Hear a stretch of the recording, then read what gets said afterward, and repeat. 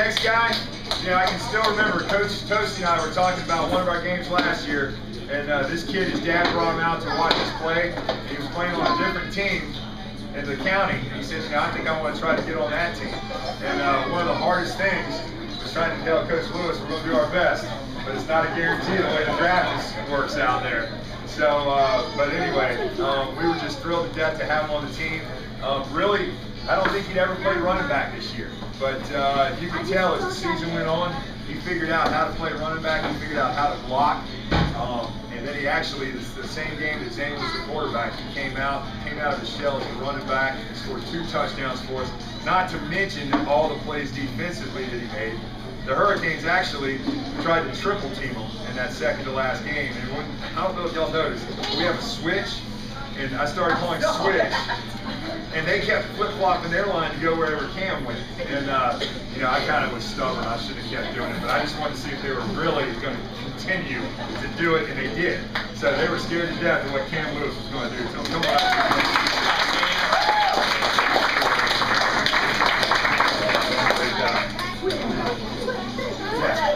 Yeah. All right.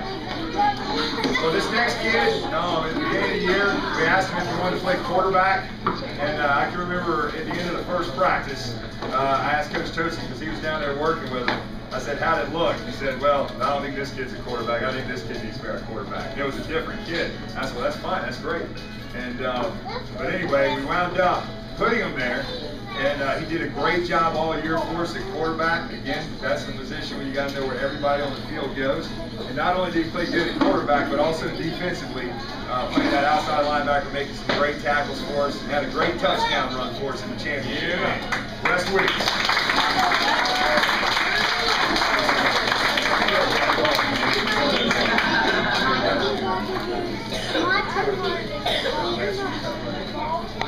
All right, this next kid was on our team last year. What's up, guys? Be quiet, guys. We're almost there. I know that sugar's kicking in right now. He was on our team last year, and we're really hoping he can be on the team next year, because this year he had to sit out with a knee injury. And it was real funny, because after one of the second or third games, I was talking to Drew Torok, the league director, and he said he was getting complaints from other parents from other teams saying that we had 25 kids dressed out on our sidelines. And this kid was so big, I think they counted him for 5 kids. So, but we hope that knee gets better. Glad he was out there to support us this year, and it meant a lot for him to still be around these kids. And we're just glad you're out there with us this year, John. Come on up here, buddy. Good job. Another lockdown corner on that other side. Again, nobody can sweep against us because our corners always did what they were supposed to.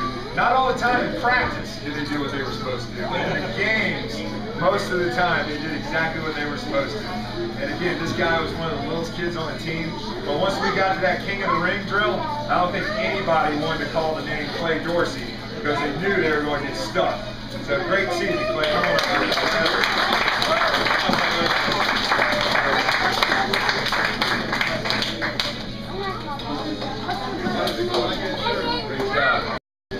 All right, here we go. And this next guy, again, was fortunate enough, we were fortunate enough to have him on our team last year. So this year, he just kind of naturally fit in and know exactly where he was supposed to go. And you talk about a kid that probably when we made up the term Hito, guys, be quiet for me. When we made up the term Hito, it was pretty much because of the way this guy loved to hit people. And just did a great job at that middle linebacker spot, and also a great job at running back blocking, because we couldn't have scored all those touchdowns if we didn't have some great blocks right there. But Bennett, great year, buddy.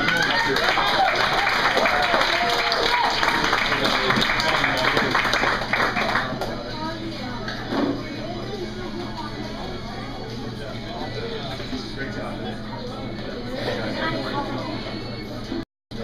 All right, this next kid, you know, we really didn't know where to put him in the beginning of the season because he was so fast and he was so big. So we just knew that we had to find a place for him on the football field. And little did we know that it would turn out to be on the offensive line. But for those of y'all who know, I played offensive line throughout my whole career. I tell people now, I played football for almost 20 years. I never scored a touchdown. My son plays for 2 years and he scored 6 touchdowns now. But so I have a special place in my heart for offensive linemen.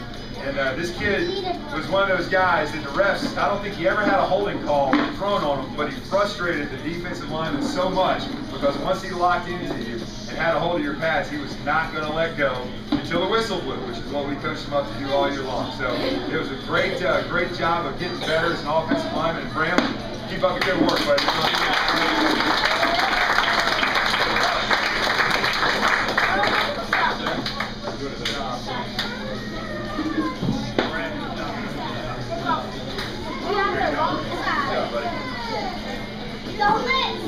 Alright, next guy, we talked earlier about parents not getting on the coaches for any boneheaded moves. I'm sure his daddy probably wanted to call up several times and say, "You got my kid at center?" Especially with what his profession is, which is coaching defensive backs. But the key to our offense is a good snap. And we found that out halfway through the season last year. And we were bound and determined to find a kid who could long snap. It just so happened to be the fastest kid on our team that could long snap. So he did a great job for us. Did a great job in the defensive secondary, which is probably his favorite position, playing that defensive back. And he did a great job of keeping those guys. He was the last line of defense. And he always did a great job of making that last tackle. Come on up here, Cole.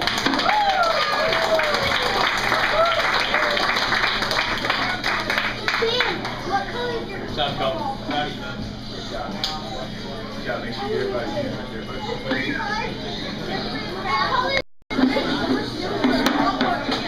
Alright guys, last one. We're almost done. Then we'll do off downs out in the parking lot before y'all get out of here. Now the last trophy, but definitely not the least. This kid came to practice every single day and he got better every single day. And one of my favorite memories of the year is this guy played defensive tackle for us, but he was one of the smallest kids on the team. But Ryan, you remember that? I can't even remember which game it was, but I remember you made it through the offensive lineman, and you made a solo tackle, and I saw you come up, and you had the biggest smile on your face. And that's what it's all about at this level, is just enjoying yourself. And Ryan, you had a great year this year. Appreciate all you did for us. Come on up here, Ryan.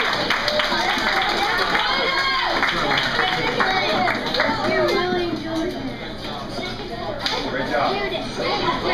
All right, we're almost done. We're almost done. As coaches, our main goal for the year is to have every kid come out and play next year. You don't want any of the kids that come out to play this year quit because of some bonehead moves that the coaching staff made. So those kids were just a joy to coach this year. We hope they all come out again next year. We hope we can get them all on the same team next year. Unfortunately, it doesn't work out that way all the time, but we will still be cheering for them as they go on up in their careers. And this time, coaches, y'all got anything to say? Just one thing I enjoyed, all the boys, and just give a quick round of applause for David.